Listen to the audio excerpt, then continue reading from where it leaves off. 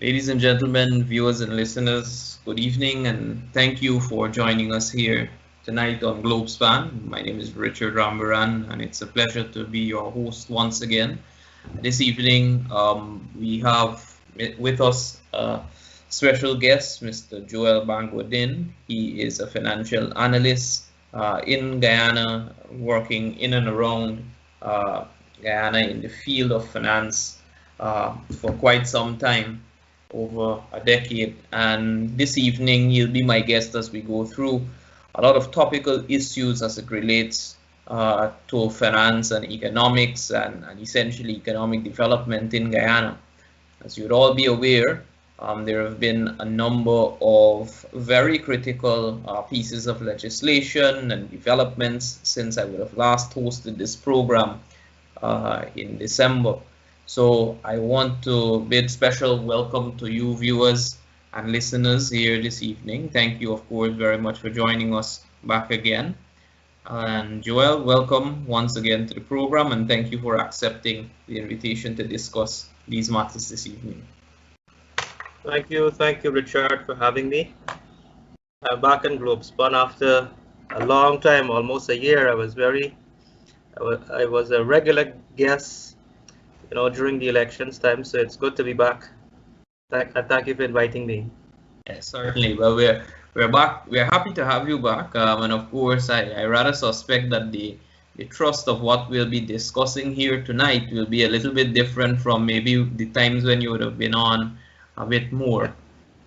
So thank you, of course. So Joel, I want us to begin this evening's discussion by going back to maybe late last year and looking at the performance of the economy over the 2021 year. Of course, we've had recently the budget being presented, and with that, there would be a lot of reflection and numbers emanating on the year which has gone by.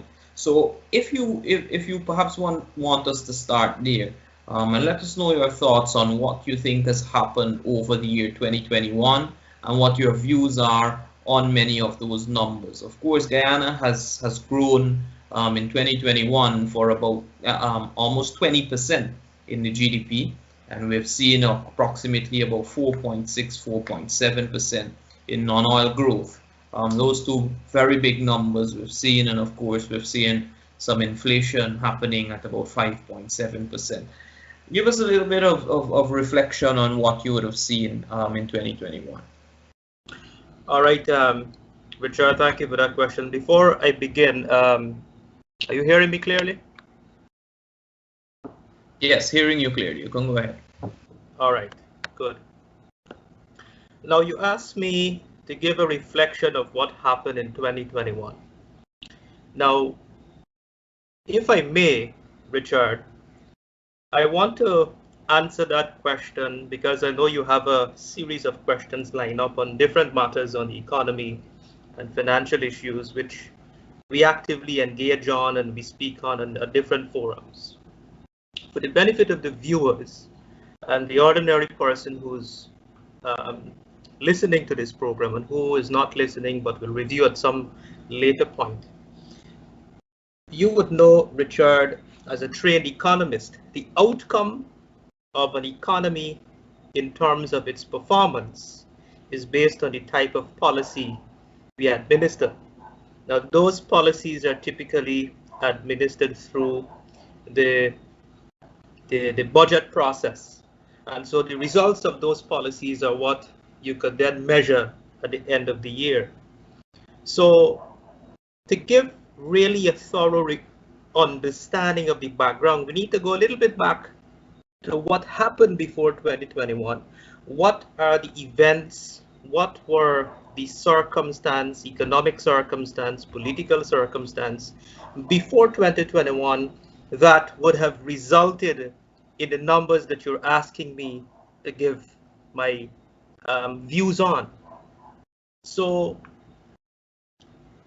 it is important to understand that economic policies and the economic administration of a country is done so within the framework of a political economy, a government, the nature of the political landscape, and the political ideologies of the policymakers of the day, of the government of the day. That is what inform or motivate the type of policies we administer and arrive at the type of results, whether they're desired results or whether they're results that we don't want. So to give a quick synopsis, we've had elections in 2020. You and I know, we had many sleepless nights for that 5-year period in the private sector as observers, as analysts. It was a very painful, stressful, frustrating period. And the period before then, the 5 years period, or the 4+ period years that the previous administration had, there was a completely different type of policies being administered. And I want to stress, Richard, on the ideology behind the policy. And of course, the empirical evidence would support it. Now, I don't want to consume too much of the program time to get into too much of technical details, but I want to keep the conversation as very simple and layman as possible. We have just came out of a framework of an economic system where the ideology was one in which that was not more or less a socialist type ideology, a socialist type mentality, meaning the policymakers never really believed in the private sector. They believed that the private sector is rich. They believe that the private sector makes a lot of money, and therefore we need to raise taxes and divert money from monies generated from the private sector to more current expenditure and social type welfare. Now, nothing is wrong with spending on social welfare of a country. That is important. But in managing a country, you have to do so in a framework of sustainability, right? Because spending on social programs, taking away money, it's like having a bank account. You are not bringing in any new revenue, and there is this balance in the bank account, and you keep withdrawing from this bank account to spend on other things that are not bringing in revenue. So eventually, your bank account will go to zero. So that is what socialist policies lead to eventually. Now, this doesn't have to be a theoretical discussion, Richard, because we came out of such a historically,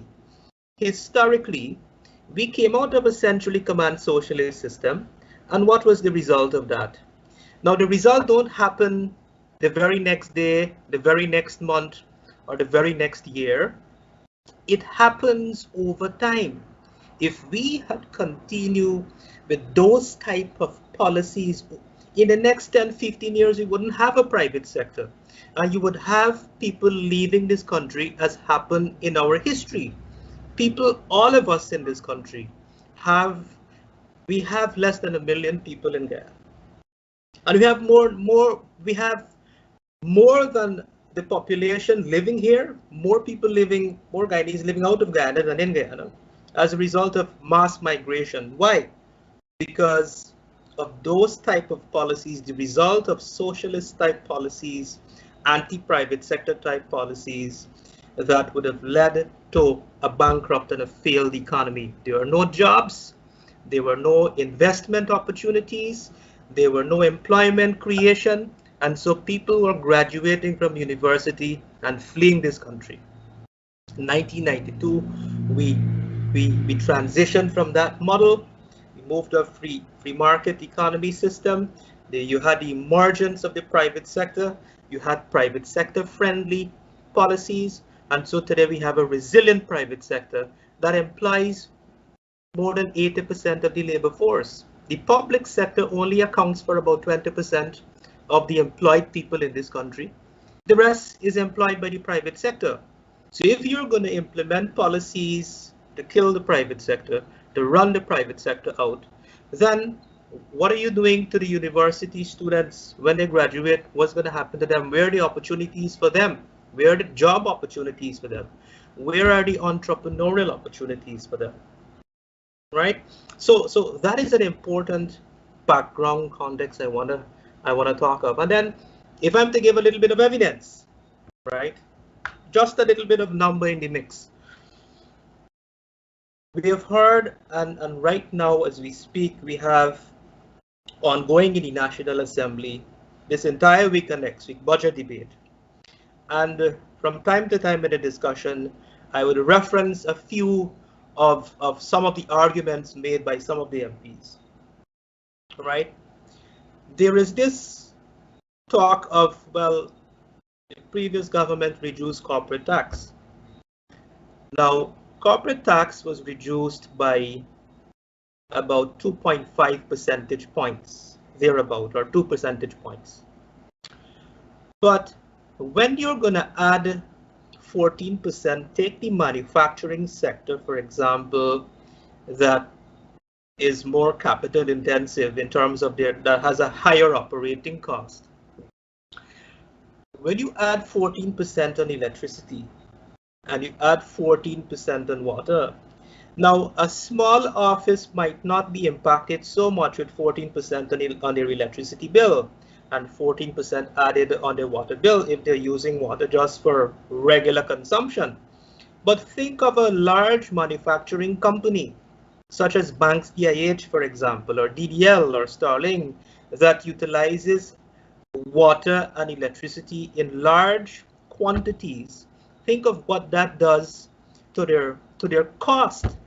You're adding, yes, you take away 2.5 percentage points, but you add about close to 30% more on two separate cost items in their operating cost, and that are going to be significant.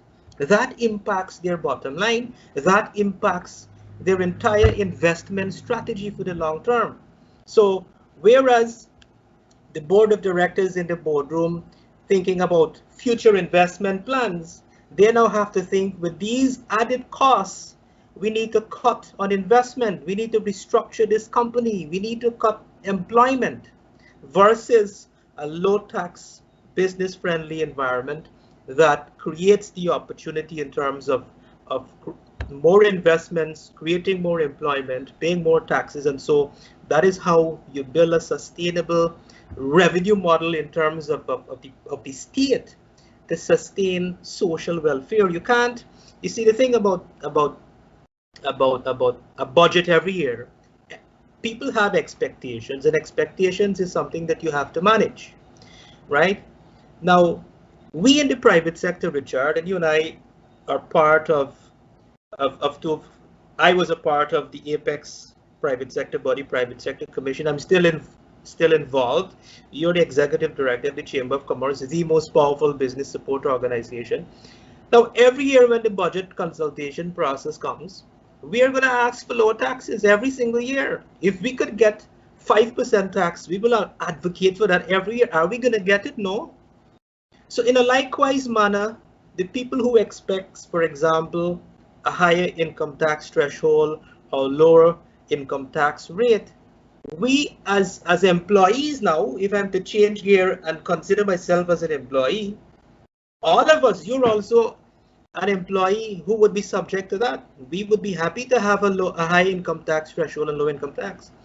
But the government can't give all of that expectation in one budget. It takes time. It has to be done in a sustainable manner. We have to rebuild the economy.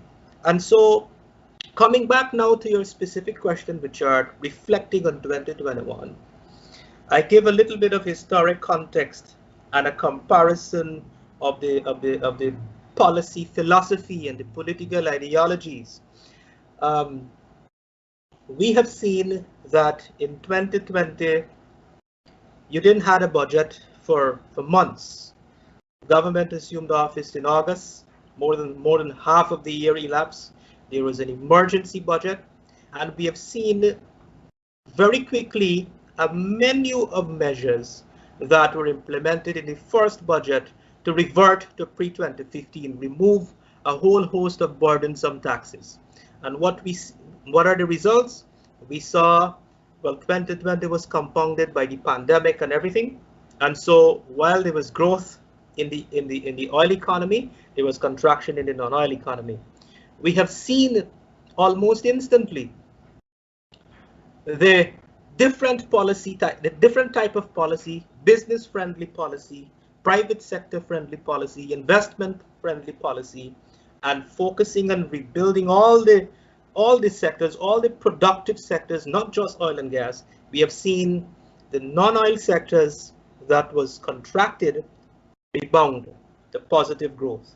And so we need to continue to invest in those sectors. In the forestry sector, in the mining sector, we need to continue to improve the hinterland roads. We need to continue to improve the hinterland airstrip, which has a direct and indirect linkage to the productivity of activities in those regions, in those sectors. If you don't have road in the mining areas, you can't access the land to conduct the activity, and therefore you're stymieing investments. You have to invest in the road. If you don't have airstrip for the planes to go into these places, then you can't move goods. You can't create new opportunities. All right. And it's not just building an airstrip, for example, it's not just employment for the gold miner. It's revenue and employment for the air service operator. Right. So if I am to sum this up, before this, I want to give another example with this philosophy, and it is one of our baby in the private sector, Richard, local content. And to stress on the point of the policy ideology of the two different regimes that you and I would have transitioned into. Well, I wanted us to deal with local content in specific. I just wanted us to go through 2021's performance, but I think let's deal with local content in specific as we move forward. All right, good. Well, let me wrap up the first question to come to that quickly, because there's an important point I want to talk about, the local content. So having said all of that, Richard, 2021 performance of the economy, albeit you had some setbacks, you had some natural disasters, the flooding and so forth that affected the agriculture sector. All the other sectors showed improvements. There was improved performance. We have seen improved investments. We have seen credit in the private sector increasing. We have seen foreign direct investment increasing. And so the overall performance in 2021 was by and large positive. And that is indicative of the positive results of the policy change that were administered in 2020 and continued in 2021, and now is continuing in 2022.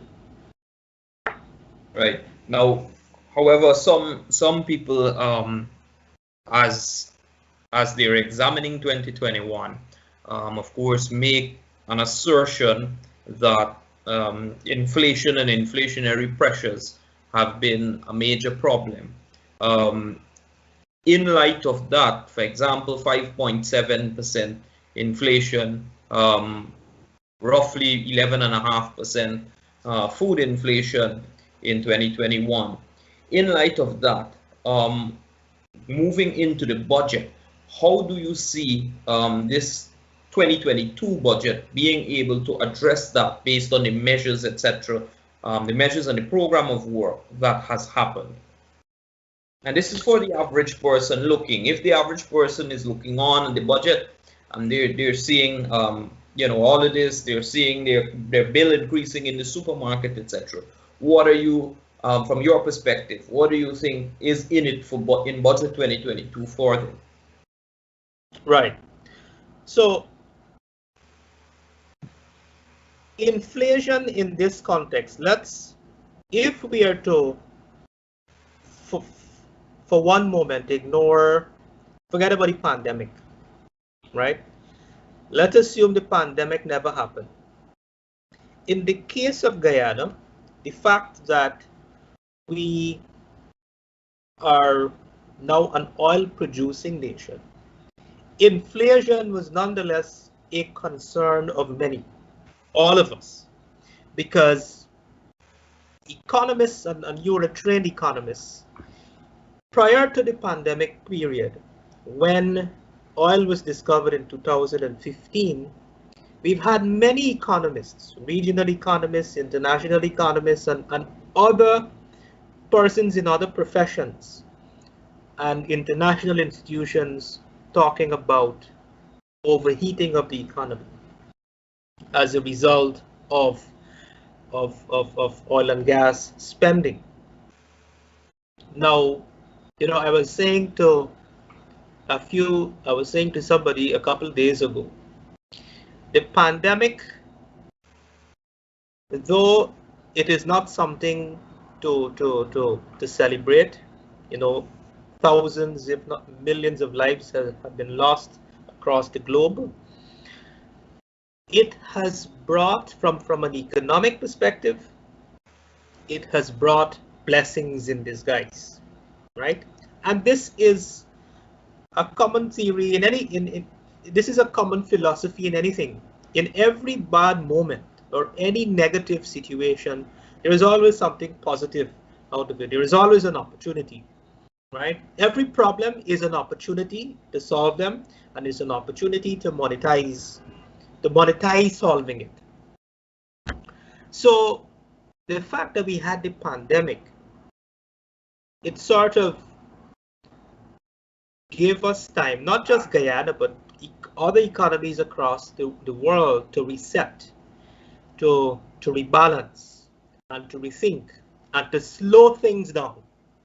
Because imagine what would have happened if we didn't have the pandemic and we had Exxon ramped up production and we had a strong local content since 2015.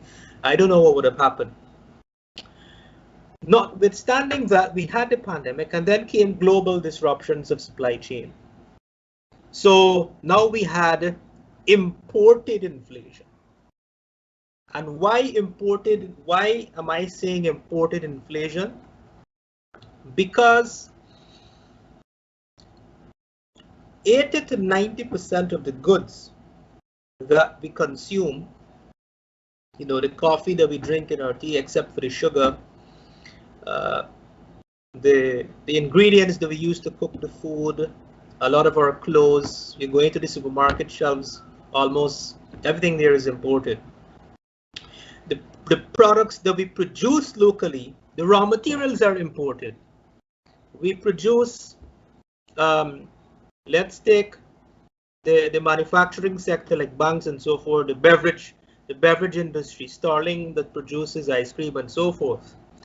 Yes, we produce those locally, but we still have to import refined sugar, which is a large accounts for a large part of the ingredient, the cost, the raw material that goes into that product. So because we import a lot of these things, naturally we are affected by what happens in global supply chains. Prices increase in other parts, prices increase in China, you have shipping costs increasing. So policymakers locally could only do so much because, as you know, as an economist, we operate within an environment of constraints. There are constraints, so everything is constrained. Resource constraint, financial resource constraint, people, everything is. You say there is scarce resource in economics. And so there is only so much that policymakers could do to cushion that event. Now the policies, if you ask me, are the policies sufficient? Right? Now, whether the policies are sufficient or not, that is always going to be a debatable topic. Is it reasonable within the grand scheme of things, the goal of the country, the mandate of the government, and where we want to take this country forward, understanding as well historic background, the contextual background, is it sufficient? Yes, we have seen policies, the tariff on fuel reducing, there were several reductions. You have a series of other measures that were aimed to cushion the price increases generally, right? Now, again, this come back, Richard, to where we come from. And again, I'm overlapping in a broader sense of this whole budget, because what we have seen in the budget is a substantial allocation towards capital projects, massive infrastructure, roads, highways, bridges.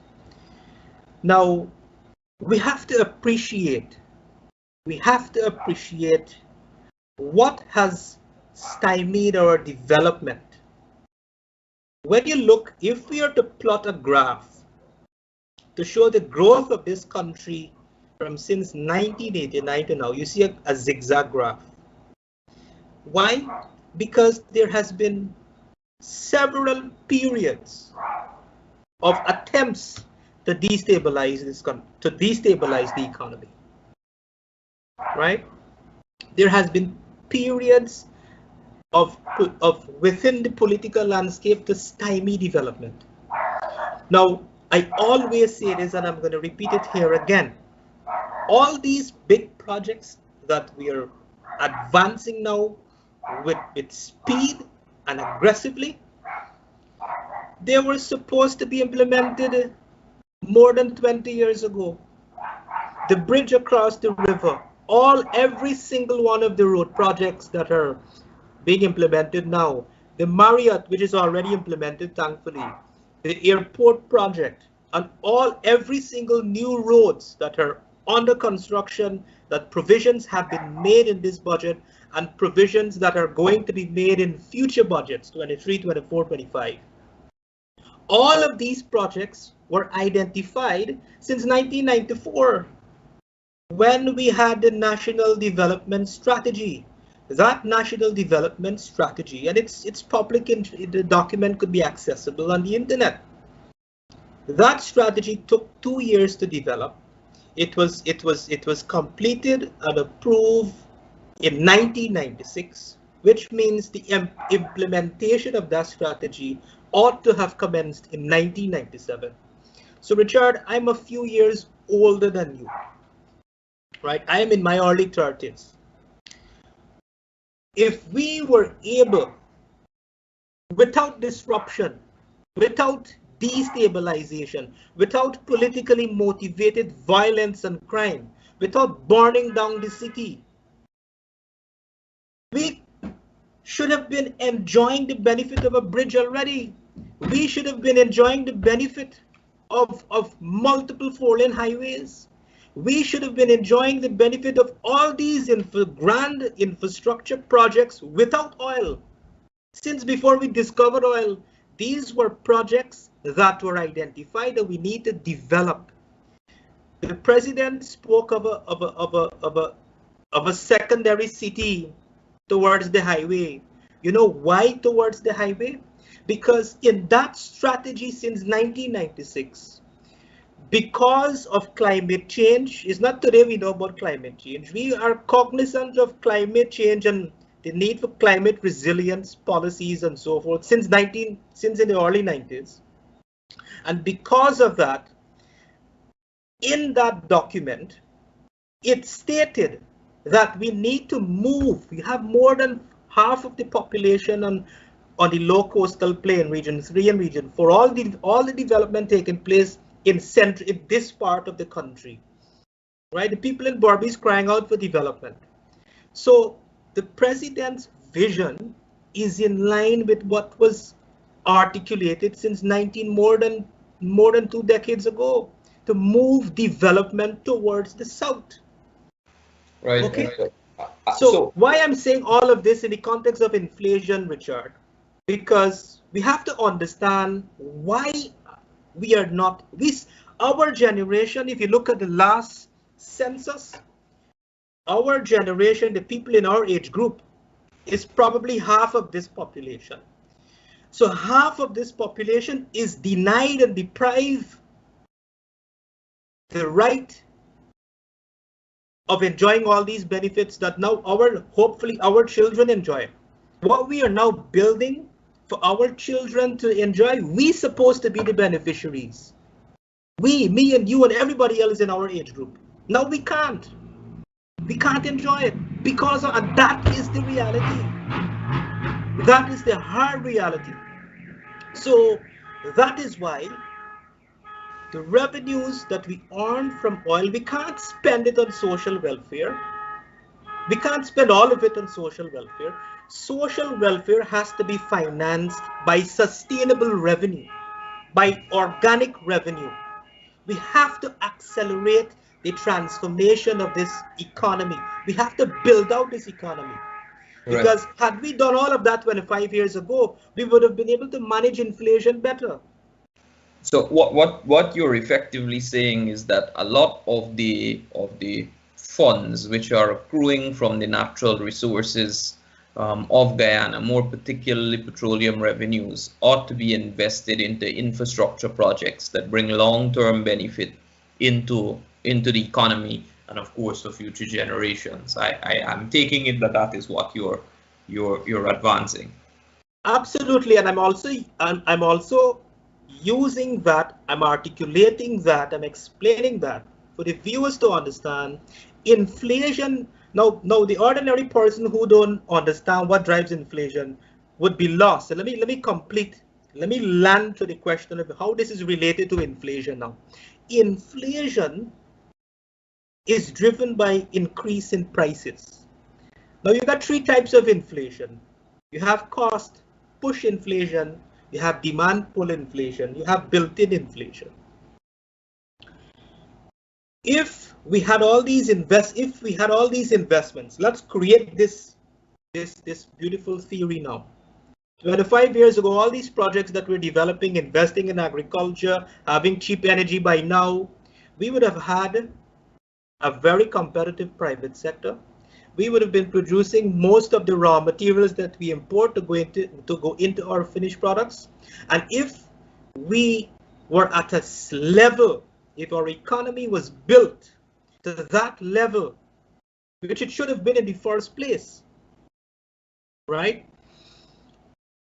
We would have been able to safeguard ourselves from imported inflation. Because right now, because of the pandemic, the inflation, the driver of inflation, which was the oil economy that we were concerned about, the pandemic helped to slow that down or to slow down that reality. But because we are still a primary producing economy, we're still producing raw material and importing finished goods because we've been denied of development for the past 2 decades or more. We got to import inflation. We should not have been importing inflation. All right. So right? That is the point I wanted to make. That essentially speaks to the state of the macroeconomy and the fact that Guyana is integrated into the global architecture. But more specifically, what measures are you seeing in Budget 2022 to mitigate that inflation in 2022?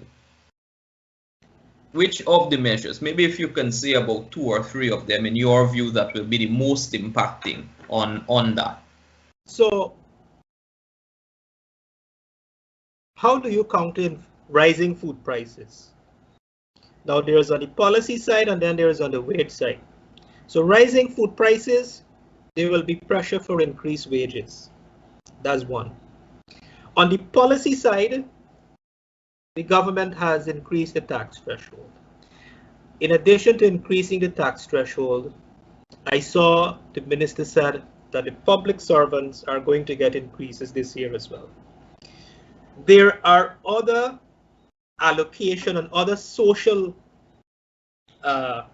programs to help to cushion that. The fuel is another one, the reduction from 20% to 10%. The increase in cash grants, for example, to school children, those collectively, you take all of those other social measures in the budget together with the policy measures are designed to help cushion the impact of inflation. Naturally, you're going to have wage inflation. Naturally, companies in the private sector would have to increase wages, not only because of wage inflation, not only because of inflation driven by food prices and so forth, but wage inflation driven by competition for skills, which is limited in the market. The labor force, which is about 300,000, less than 5% of the labor force are qualified at a tertiary level education. So that is another big problem. So that is going to lead to wage inflation. And then if we can't find skills within the market to fill some of these specialized jobs and so forth, you have to import the skills. So what do? That's a different matter now, moving on from inflation to have investments to help to improve and enhance the labor force, enhance the skill set of the labor force, investing in education, investing in training, capacity development, and so forth. And actually, I think what we're seeing in Guyana this time, whilst inflation is imported, that is only a component of it. There is also inflation being driven by domestic occurrences, and more particularly the oil and gas sector and what happens there. So inflation is a natural consequence of explosive growth, and what, of course, is occurring as it relates to the tradable sectors. So the other thing which I see very much on the cards in the public domain at this time is the notion of currency appreciation and tying currency appreciation to depreciation, to inflation and such the like. I know, of course, you've written an article to Stabrook News, I believe, or to a letter to the editor, where you would have highlighted your views on some of your perspective on what is happening, and more particularly with the touted introduction of the $2,000 denomination. Some people are saying that the introduction of it is a representation of inflation.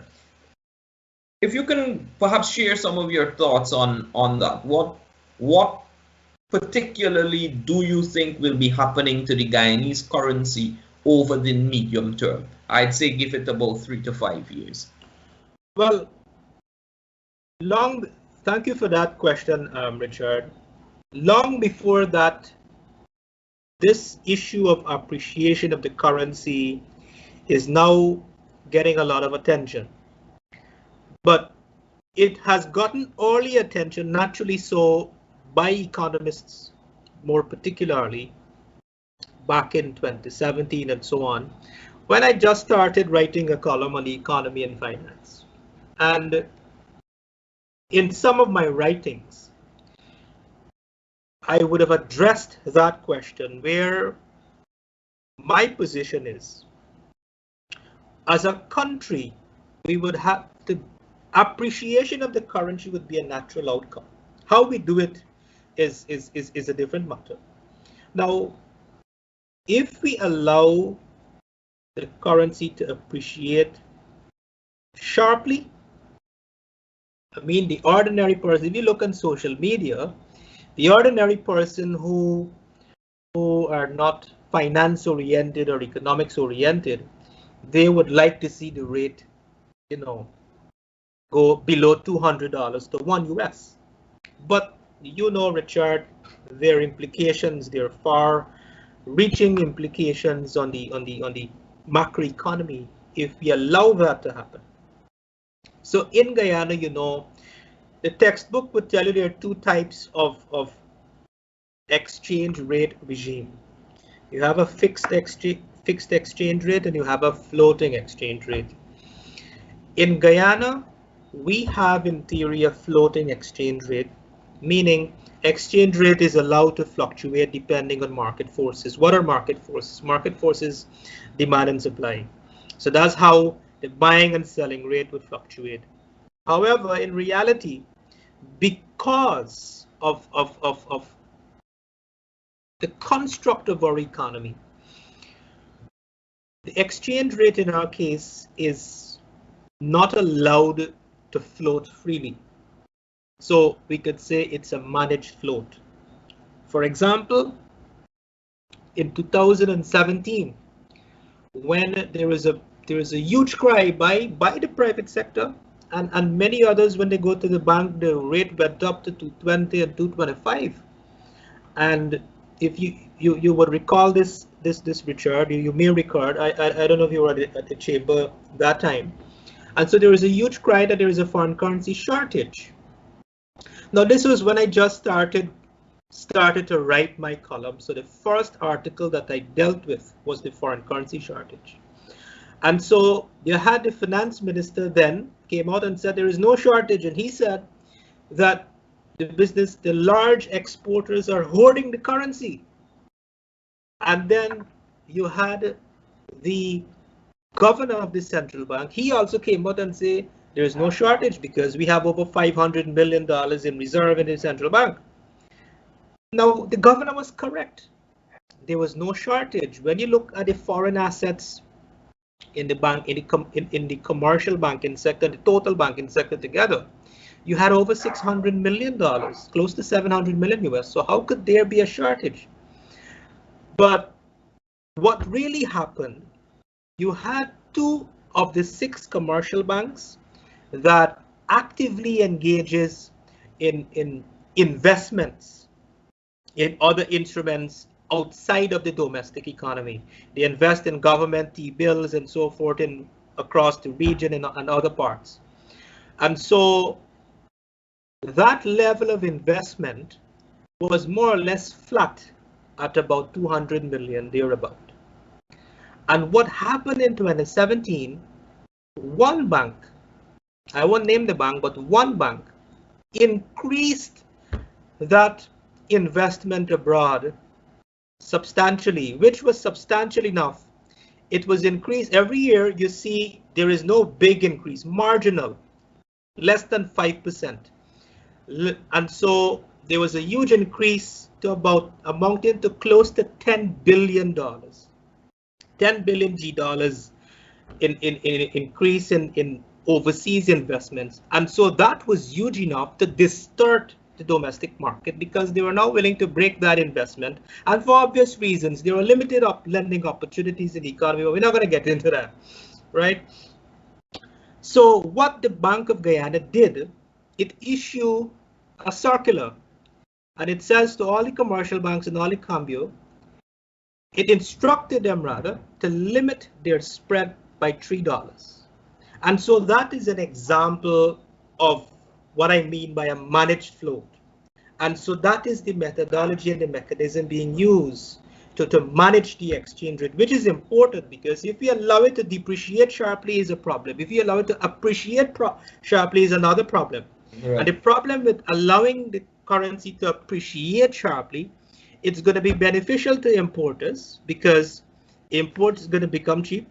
You're paying less for imports, but our export commodities going to become expensive, right? And so that in theory could discourage, you could see a reduction in export and thus the economy. So what are you seeing? So what I'm saying is the strength, the appreciation of the dollar is inevitable. The timing when to do it would be critical, right? And there is another option available to do that. Rather than allow the currency to appreciate, we can do what is called a revaluation of the currency, which is a bit different. And that for me would be safest. But you, Richard, you have way more authority than me to speak on that, because that is more your forte as an economist. That's just my view. Yeah. Now, of course, naturally with appreciation in currency, it comes winner and loser situation where within the context of appreciation, you will find persons who are importing as the currency gets stronger. They'll naturally be able to purchase more. So importers or those that are purchasing imports will be beneficiaries.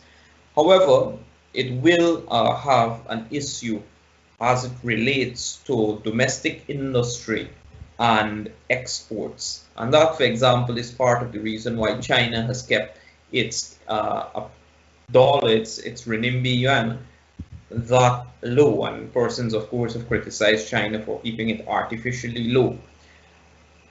Based on where Guyana is, I think that a lot of these projects, for example, the gas to energy project, for example, the investments in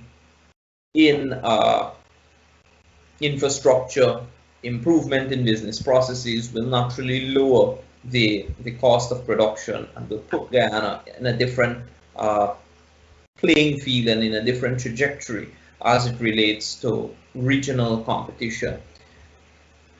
In your view, Joel, Budget 2022 in particular, do you see it preparing enterprises for that type of scenario? Do you think that it supports MSMEs and young exporting enterprises suitably for that inevitable future? Absolutely, Richard. You hearing me? Yes, I hear you. Go ahead. Richard, I think you missed a short commercial break, but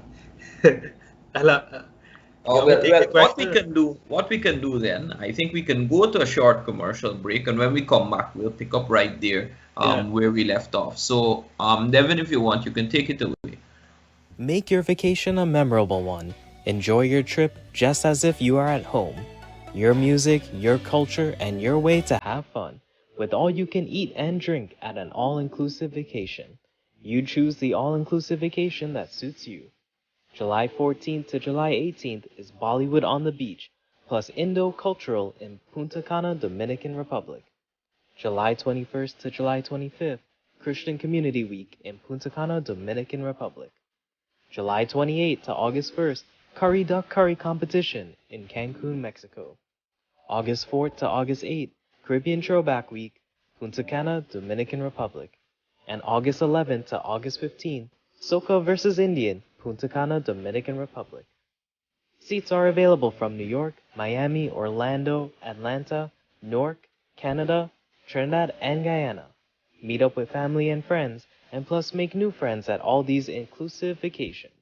TravelSpan has your vacations, plus cheap seats to Guyana and Trinidad.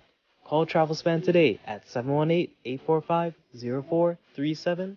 That's 718-845-0437. In Canada, call 647-557-6200. In Guyana, call 227-1701. And in Trinidad, call 645-1604. The Curry Roti Box is now available. Select your meal. Choose from chicken, duck, goat, or lamb curries, plus pepper pot, chicken tikka masala, lamb vindaloo, and roti. Your choice and your selection. Make up your own Curry Roti Box. We will ship directly to your home or job. Unbox your favorite curries, rotis, pastries, plus order your favorite West Indian sodas and much, much more on allfromonesupplier.com. Treat yourself or send a Curry Roti Box as a gift. Curry Roti Box is available with free shipping to all U.S. states and free delivery in New York. Order now your favorite curries, your fish, meats, pastries, sodas, and much more. Get all your West Indian and Indian food, plus your West Indian groceries from allfromonesupplier.com. It's free delivery and free shipping. Log on to allfromonesupplier.com and place your order today, or call 718-551-3292. Again, that's allfromonesupplier.com.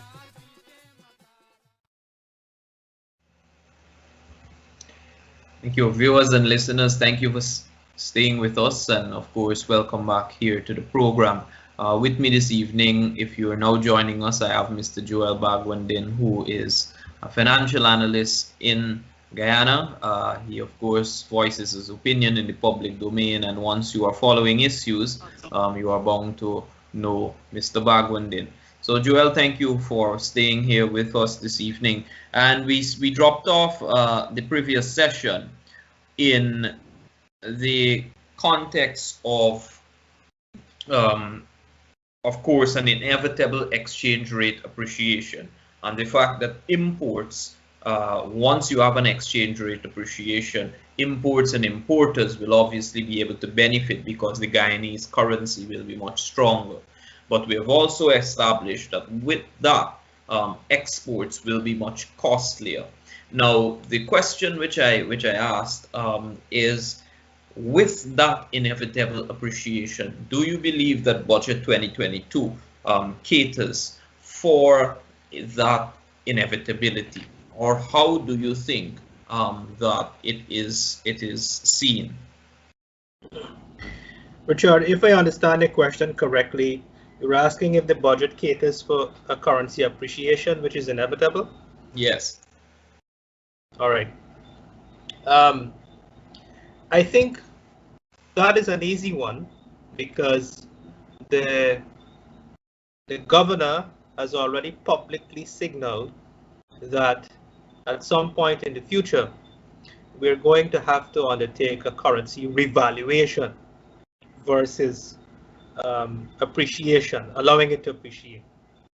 Does the budget caters for it? Yes, because all what the budget put forward is all of the major development projects are going to commence this year. The hydro, the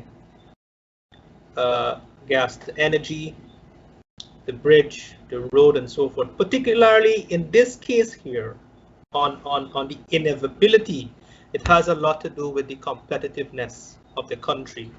Energy has a big role to play.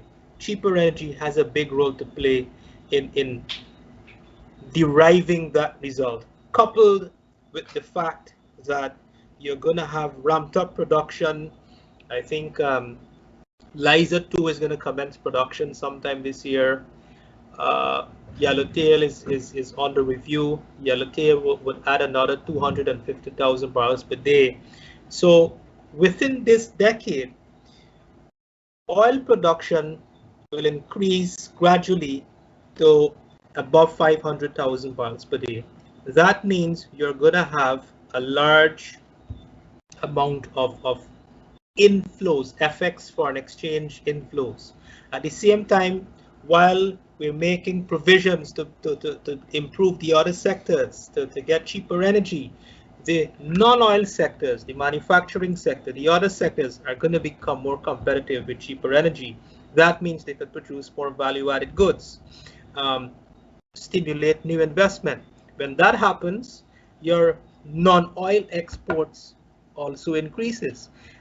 If we bring energy, also the other thing that the hydro coupled with the gas to energy project, it will also allow for a reduction in imports of fuel, which accounts for about 500 million and change in imports every year. So if we save a fraction of our fuel imports and we improve our manufacturing sector, we improve the other sectors to produce more value-add product. I see the president is driving heavily agro-processing investment in the agriculture sector, youth entrepreneurship and innovation in the agriculture sector.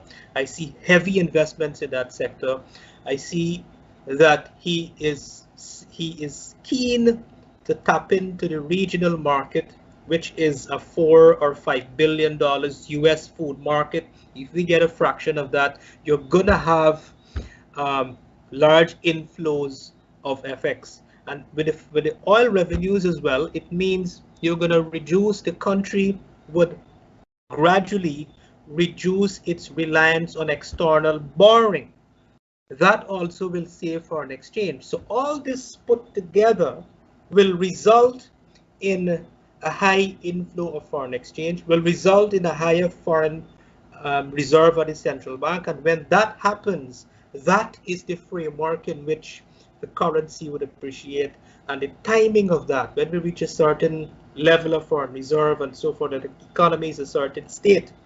When we achieve these, that is when we would have to inevitably undertake a revaluation exercise. Right. So the answer to the question, Richard, is yes.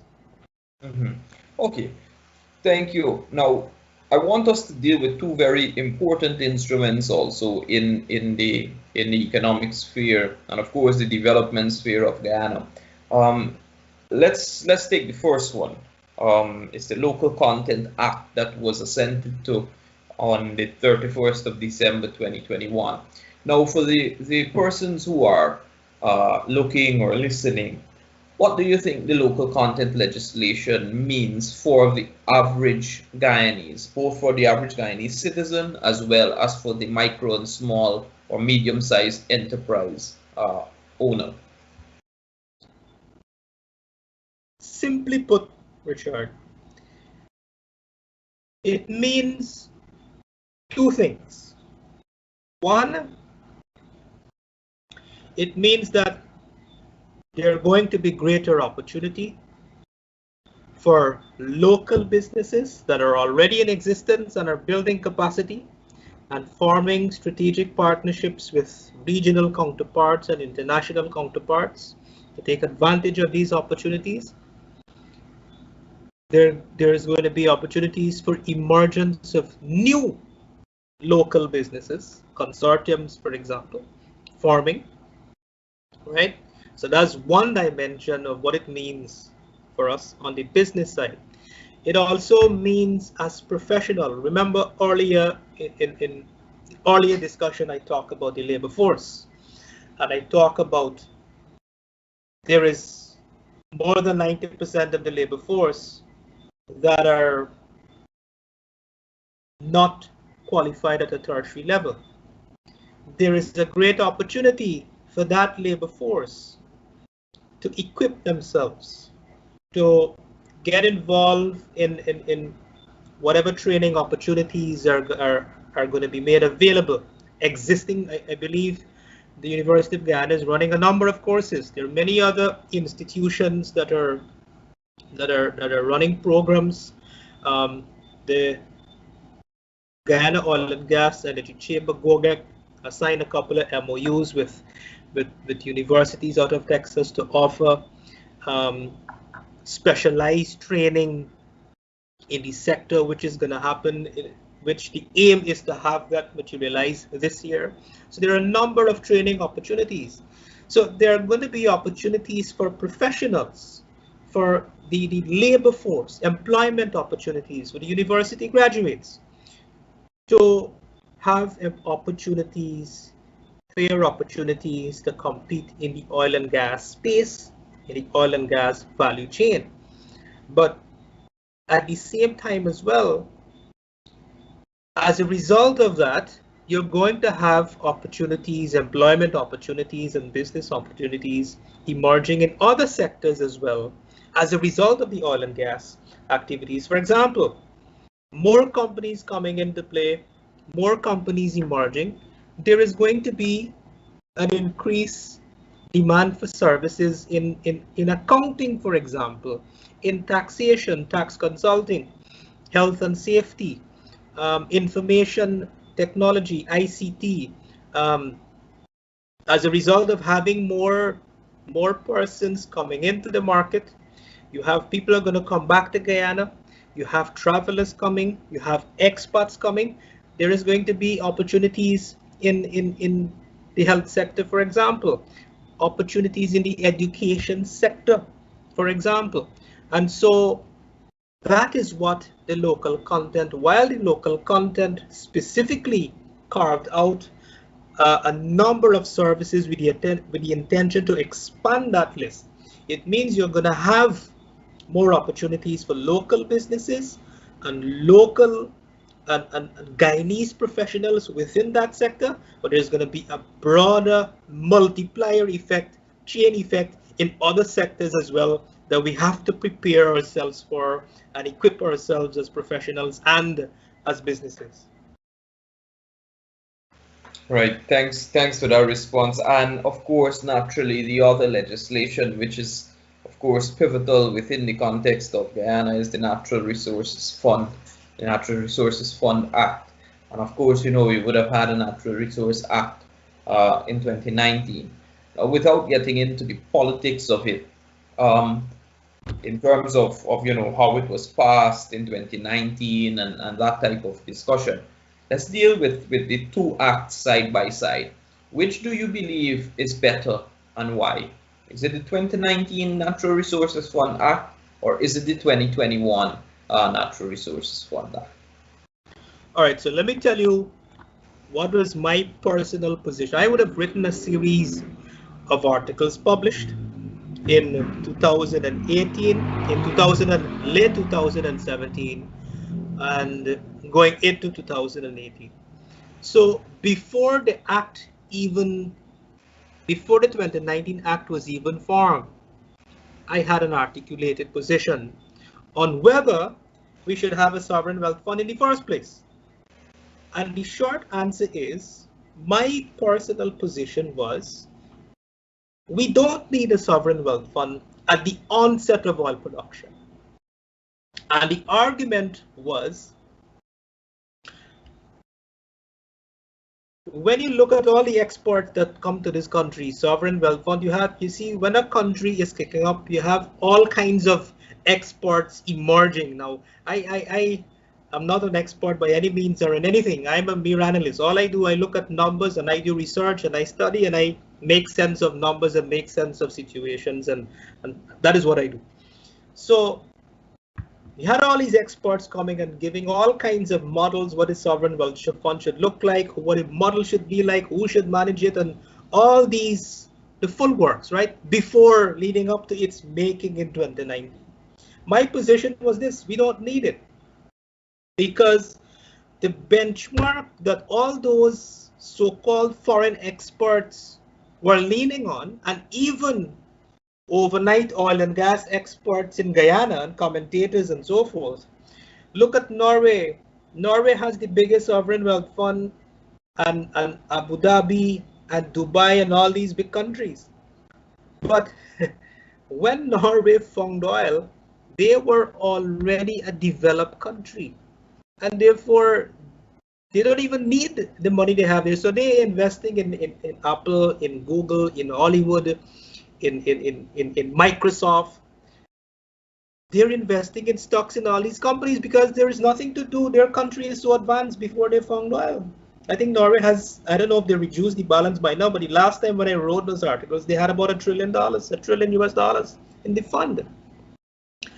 And the same for China, and the same for all the other countries. These are far, far, far advanced, developed economies. And so my position was, we don't need a sovereign wealth fund simply because we have a great need for development. I've already articulated earlier on the program that we have been denied development. These development that are taking place now should have happened 25 years ago. You and I should have been beneficiaries of these development. Beneficiaries in a tangible way, meaning we should have been 10 times richer than we are today as a result of beneficiaries of all that development that should have happened in the first place 25 years ago. So we are more than 2 decades behind development. There is infrastructure deficit, there is human capital deficit, there is social infrastructure deficit, we have health sector, education, right? So we have to utilize the fund to accelerate these development. We have an entire generation of a country has been denied what should have been rightfully theirs by now. All of us in this country, our per capita income today should have been 50,000 versus 5,000. Had all those things happened 25 years ago. So why on earth do we need a sovereign wealth fund to go and invest in stocks? It is not needed. So now the government come into power, a new government come in. We can't completely repeal the act if the fund is already there.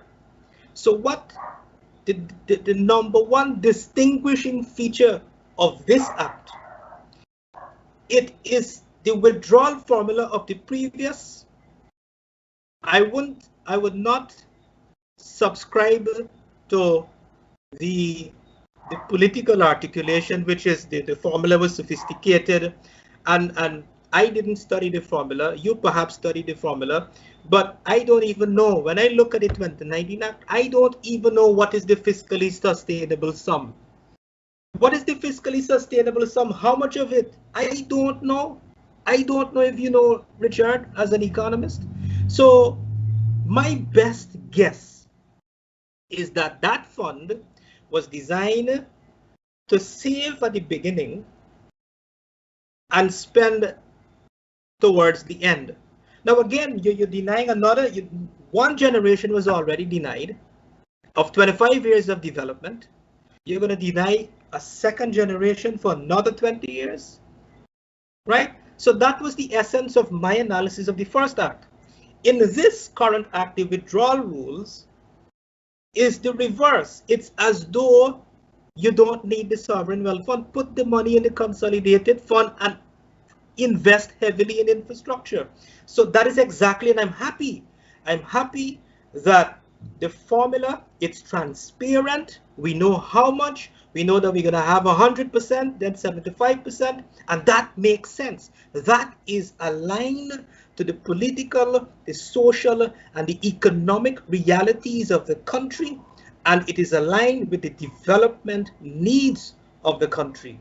We can't hold back another generation, and we need to accelerate for us to at least enjoy some amount of it. Yeah, yeah. So I'm taking it from your comments that you naturally think that the 2021, the revised version of the Act, is better. So as we begin to wrap up here this evening, Joel, before we go, I want to ask you, what are your predictions for the economy in 2021? Looking at the global developments, looking at the budget 2020 for 2022 rather. Looking at the budget for 2022, what are your predictions in 2022, given everything, global context, budget, oil resources in terms of the fines coming on stream, etc.? So in 2020 and 2021, though that period were the foundational years, preparing, when you're building, I'm not a construction expert, I don't know much about construction, but this is my layman understanding. When you're building a house, the first thing you have to do is clear the land. So there are preparatory works to clear that land before you start your foundation, right? 2020 was the preparatory works, right? Clearing of the land and the other, whatever needs to be done, building it up and so on. 2021 now and 22 is building the foundation, building a strong, solid foundation so that Guyana could have a bright future for all of us. So my prediction for 2022, the programs and the policies in the budget are well thought out, and as we have established, it was not overnight. It is a continuation of what was already planned since 25 years ago. We need to start it now. If not now, when? We have to do it now. We have to get the gas to energy going. We have to get hydro going. We have to get the road networks going. People complaining about we have the highest duty on vehicle, but we can't reduce duty on vehicle. Look, I read GRA notice today. One series finished in 7 months, less than a year.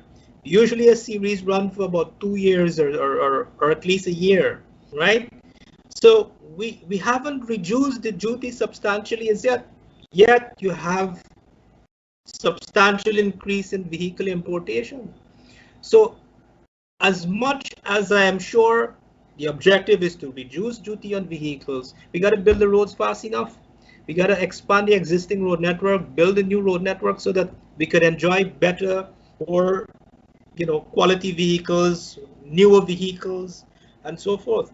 So that is important, right? So those are, 2022 is extending on the foundation for what is to come and to build upon in the coming years. Hopefully, we're able to maintain a relatively stable political environment, because that is important. Ladies and gentlemen, viewers and listeners, with me this evening has been Joel Bhagwandin. I wish to thank you all, of course, for chatting with us in the comment box. Joel, the technical team behind, I wish to thank you all for your concerted efforts this evening. Joel, it's been a pleasure to have you on the program, and of course, thank you for spending the last hour and 14 minutes with us, sharing your views on some very topical issues here in Guyana. I look forward to us continuing the discussion both offline and in a future program. So thank you all, and ladies and gentlemen, good evening. Good night. Thank you. Good night.